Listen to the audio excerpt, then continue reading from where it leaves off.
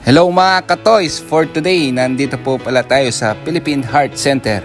Located ito sa East Avenue, Quezon City para ipabasa yung result ng CD na angiogram ni Mama.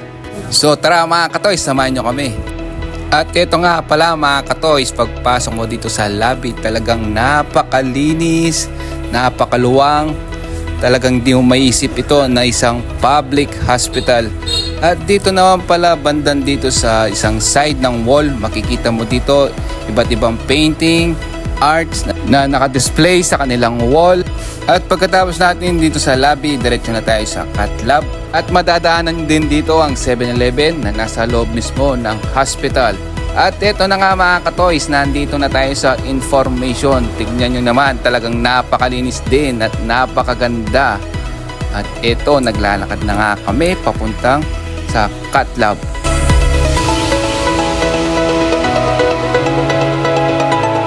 At ito, nandito na nga kami sa invasive cardiology.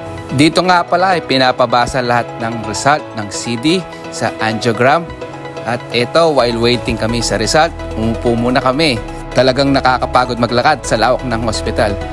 At bago kami pumunta sa 5th floor para kumuha ng package ng mga procedure nila sa angioplasty, nag-visit muna kami dito sa chapel.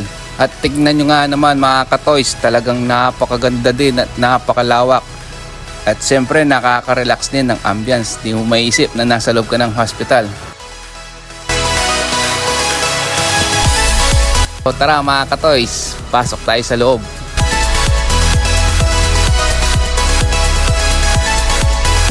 At ito nga mga ka-toys, dito sa loob ng chapel, talagang napakaganda din. Napakasimple at solemn ng ambience dito. At ito na nga mga ka-toys, after namin sa chapel, papunta na tayo dito sa Medical Arts Building. Ay ito ang hallway nila. Napakalinis din dito sa parting ito mga ka-toys. Tingnan nyo naman yung floor, talagang kumikinang yung tiles nila. At hanggang dito na muna ang video po natin mga ka-toys, kasi dito po sa parting ito medyo private na po.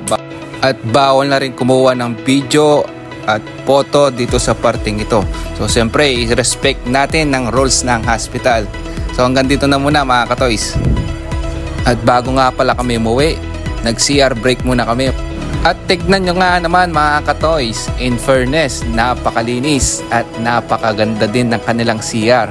Hindi mo maiisip na public hospital itong CR na ito.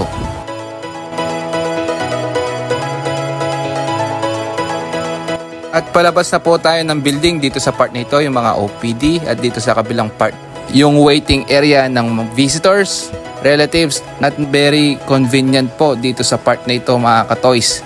Meron din kayong mabibiling mga pagkain para hindi na kayo lumayo at bumili sa labas. Konting trivia lang mga ka-toys, ang sculpture na ito ay gawa pala ni Dr. William T. Chua, isang cardiologist, at in-unveil noong July 2013 sa tapat ng Medical Arts Building. At ang tawag sa sculpture na ito ay Puso.